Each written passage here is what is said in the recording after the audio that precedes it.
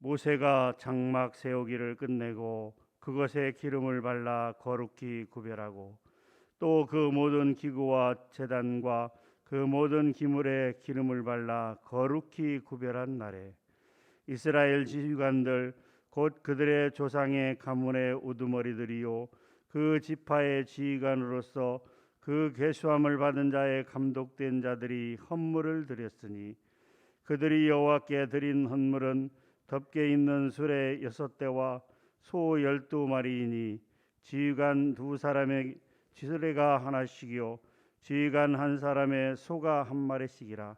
그것들을 장막 앞에 드린지라. 여호와께서 모세에게 말씀하여 이르시되 그것을 그들에게서 받아 레위인에 주어 각기 직임대로 회막 봉사에 쓰게 할지니라. 모세가 수레와 소를 받아 레위인에게 주었으니 곧 게르손 자손들에게는 그들의 직임대로 수레 둘과 소 4마리를 주었고 므라리 자손들에게는 그들의 직임대로 수레 넷과 소 8마리를 주고 제사장 아론의 아들 이다말에게 감독하게 하였으나 고핫 자손에게는 주지 아니하였으니 그들의 성소의 직임은 그 어깨로 매는 일을 하는 까닭이었더라. 제단에 기름을 바르던 날에 지휘관들이 제단의 봉헌을 위하여 헌물을 가져다가 그 헌물을 제단 앞에 드리니라. 여호와께서 모세에게 이르시기를 지휘관들은 하루 1사람씩 제단에 봉헌물을 드릴지니라 하셨더라. 첫째 날에 헌물을 드린 자는 유다 지파 암미나답의 아들 나손이라. 그의 헌물은 성소의 세겔로 130세겔 무게의 은반 하나와 70세겔 무게의 은발이 하나라. 이 2 그릇에는 소재물로 기름 섞은 고운 가루를 채웠고 또 10세겔 무게의 금그릇 하나라. 그것에는 향을 채웠고 또 번제물로 숫송아지 1마리와 순양 1마리와 1년 된 어린 순양 1마리이며 속죄 제물로 순염소 1마리이며 화목 제물로 소 2마리와 순양 5마리와 순염소 5마리와 1년 된 어린 순양 5마리라. 이는 암미나답의 아들 나손의 헌물이었더라. 둘째 날에는 이사갈의 지휘관 수알의 아들 느다넬이 헌물을 드렸으니 그가 드린 헌물도 성소의 세겔로 130세겔 무게의 은반 하나와 70세겔 무게의 은발이 하나라. 이 2 그릇에는 소재물로 기름 섞은 고운 가루를 채웠고 또 10세겔 무게의 금그릇 하나라. 그것에는 향을 채웠고 또 번제물로 숫송아지 1마리와 순양 1마리와 1년 된 어린 순양 1마리이며 속죄 제물로 순염소 1마리이며 화목 제물로 소 2마리와 순양 5마리와 순염소 5마리와 1년 된 어린 순양 5마리라. 이는 수알의 아들 느다넬의 헌물이었더라. 아멘. 민수기 7장은 이스라엘 백성들이 이제 하나님 앞에 성막을 완성한 후에 거행한 봉헌 의식을 기록하고 있습니다. 이스라엘 백성들은 12일 동안 하루에 한 지파의 지도자들이 차례로 예물을 드렸습니다. 먼저 유다 지파의 족장이 맨 먼저 예물을 드렸고 마지막 납달리 지파에서 그렇게 드렸습니다. 이 순서는 성막을 중심으로 시계 방향의 순서이었으며 민수기 2장에 나타난 12지파의 배치 순서와 동일하게 드렸던 것입니다. 그들이 바친 예물은 모두 합쳐보면 은이 2400세겔, 금이 120세겔, 소가 36마리, 양이 144마리, 염소가 72마리였으며 이것을 12지파가 동일하게 드린 예물이라고 하는 것입니다.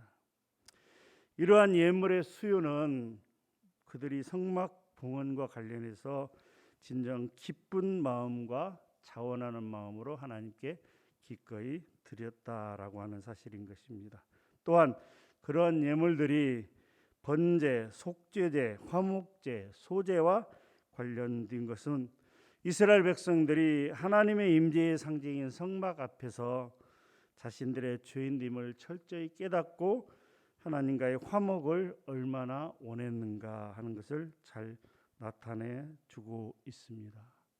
그런데 12지파가 순서대로 하루에 한 지파씩 그렇게 예물을 드린 것은 그들의 종류와 양이 12지파가 똑같이 드렸다 할지라도 하나님께서는 그 각 지파의 예물을 기쁘게 연락하셨다고 하는 사실인 것입니다. 이처럼 하나님은 하나님의 백성들이 함께 모여서 하나님을 예배하고 경배할지라도 하나님은 각 사람에게 그 한 사람 한 사람의 예배를 기뻐 받으시고 연락해 주시는 것이다라고 하는 것이죠. 우리가 똑같이 하나님 앞에 예배를 드리지만 우리가 같은 마음, 즉 감사하는 마음과 기뻐하는 마음으로 하나님 앞에 예배를 드린다면 하나님께서는 우리 한 사람 한 사람의 예배를 다 기쁘게 받아 주신다라고 하는 것이죠. 사랑하는 성도 여러분, 우리는 하나님 앞에 예배를 드릴 때 영과 진리를 따라 진정한 예배를 드려야 될 것입니다. 또한 하나님 앞에 예물을 드릴 때에도 형식적이나 억지로 하는 것이 아니라 진정 감사하는 마음으로 자발적으로 예물을 드려야 된다라고 하는 것이죠. 오늘 민수기 7장 말씀을 통해서 우리가 하나님 앞에 예물을 드려야 될 때 어떻게 드려야 될까? 오늘 이 말씀을 통해서 몇 가지 교훈을 살펴보고자 합니다. 첫 번째는 구별해서 드려야 된다라고 하는 것이죠. 7장 1절에 보면 이렇게 기록되어 있습니다. 1절 말씀 같이 한번 읽어보도록 하겠습니다. 시작. 모세가 장막 세우기를 끝내고 그것에 기름을 발라 거룩히 구별하고 또 그 모든 기구와 제단과 그 모든 기물에 기름을 발라 거룩히 구별한 날에 하나님께서 이제 출애굽기에서 본 것처럼 하나님께서 말씀하셔서 성막을 하나님이 말씀하신 그대로 똑같이 모세가 하나님의 말씀에 순종해서 성막을 지었습니다. 그런데 1절에 보니까 장막 세우기를 끝내고 그것에 기름을 발라 거룩히 구별하고 또 그 모든 기구와 제단과 그 모든 기물에 기름을 발라 거룩히 구별한 날에라고 기록되어 있습니다. 즉 성소의 기구로 사용할 물건들을 거룩하게 구별한다는 의미로 기름을 바르는 것입니다. 성소의 기름들의 기름을 바르는 행위는 이제부터 이 기구들은 하나님을 섬기는 일 이외에 다른 목적으로는 절대 사용하지 않겠다고 하는 그런 공식적으로 선포하고 있는 행위다라고 하는 것이죠. 성막과 성막의 기구들이 거룩한 것은 그 성막이 바로 하나님의 임재의 장소이기 때문인 것입니다. 하나님이 함께 하시기에 그곳이 거룩한 장소가 된 것이고 그 성막에 있는 모든 기구들도 기름을 발라 거룩하게 된 것입니다. 그러한 하나님 앞에 예물을 드릴 때 하나님께 예물을 드릴 때 거룩히 구별하여 드려야 된 것입니다. 정결하고 흠이 없는 깨끗한 그릇으로 드려야 되는 것입니다. 사랑하는 성도 여러분, 우리가 하나님 앞에 예물을 드릴 때 첫 번째 거룩히 구별하여 드려야 합니다. 깨끗하고 흠이 없는 것으로 드려야 된다라고 하는 것이죠. 교회는 하나님이 계신 이 교회는 거룩한 곳입니다. 아무거나 갖다 놓는 쓰레기 야치장이 아니다라고 하는 것이죠. 쓰다 남은 거, 집에서 별로 소용이 없는 거, 컴퓨터니 가구니 이런 것들을 교회에 갖다 놓아서는 안 된다라고 하는 것이죠. 정녕 깨끗하고 흠이 없는 그런 것들을 하나님 앞에 거룩히 구별하여 드려야 된다라고 하는 것이죠. 또한 두 번째는 변함없이 지속적으로 드려야 된다라고 말씀하고 있습니다. 11절에 보게 되면 여호와께서 모세에게 이르시기를 지휘관들은 하루 한 사람씩 제단의 봉헌물들을 드릴지니라 하셨다라고 기록되어 있습니다. 왜 12일 동안 계속해서 드리라고 말씀하셨을까요? 왜 하나님은 한꺼번에 드리라고 말씀하지 않고 12일 동안 매일매일 각 지파에 한 사람씩 나와서 봉헌 예물을 드리라고 말씀하신 것일까요? 그것은 하나님 앞에 드리는 예물이 일시적인 것이 아니라 지속적인 것이어야 함을 깨닫게 하기 위함이었다라고 하는 것이죠. 매일 한 사람씩 12일간 지속적으로 예물을 드리는 것을 보면서 이스라엘 백성들은 하나님께 매일 변함없이 봉헌 드리는 것을 당연하고도 또한 자연스럽게 여기게 되었다라고 하는 사실인 것입니다. 하나님은 드리는 자가 자신의 기분과 상황에 따라 드리는 것을 기뻐하지 않습니다. 내가 기분이 좋으면 드리고 내가 기분이 나쁘면 안 드리고 하는 것을 원하지 않습니다. 예물도 마찬가지입니다. 또한 헌신도 마찬가지입니다. 하나님 앞에 헌신한다고 작정하고 또 하면서도 자신의 기분과 상황에 따라서 열심히 하고 또는 자기의 기분이 나쁘면 열심히 하지 않는 태도는 올바른 태도가 아닌다라고 하는 것이죠. 어떤 사람들은 직분자를 뽑는 투표를 앞두고 열심히 하는 것 같지만 직분자를 뽑는 투표가 끝나고 나면 그것이 지나가면 헌신에 무관심하는 그런 왔다 갔다 하는 그런 신앙을 그런 성도들을 하나님은 기뻐하지 않습니다. 그것이 작은 일이든 큰 일이든 그 어느 한 곳에서 하나님 앞에서 최선을 다해서 섬기고 헌신해야 된다라고 하는 거죠. 끓는 냄비처럼 변화무쌍한 것을 기뻐하지 않습니다. 우리의 상황이 어찌 되었든 우리의 현실이 어찌 되었든 주어진 하나님의 직분을 최선을 다해서 섬겨야 된다. 지속적으로 꾸준히 열심히 감당해야 된다라고 하는 것이죠.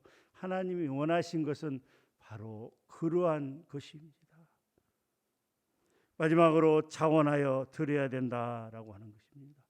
이스라엘 백성들은 각 지파의 지휘관의 아들이 대표하여 예물을 드릴 때 감사의 마음으로 자원하여 드렸다고 하는 사실입니다.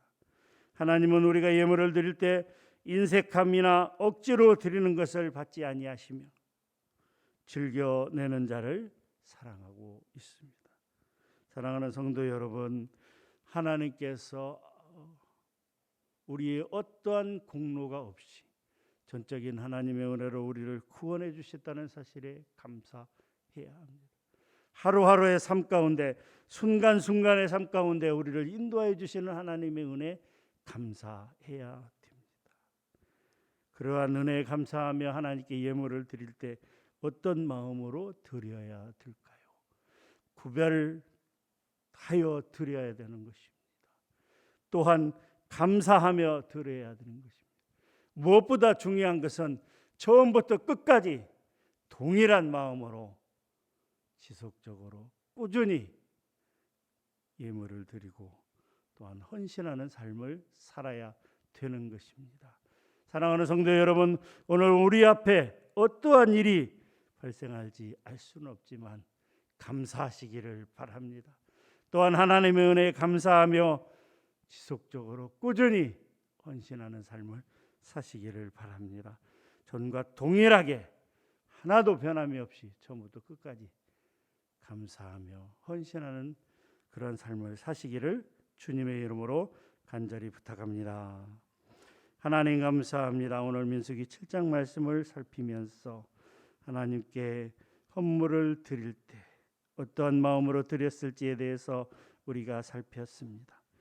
그들처럼 우리도 또한 하나님 거룩히 구별하여 또한 자원하는 마음으로 또한 처음부터 끝까지 동일하게 지속적으로 꾸준히 드릴 수 있는, 헌신할 수 있는 우리 모두가 되게 하여 주시옵소서. 감사합니다. 예수님의 이름으로 기도하옵나이다. 아멘.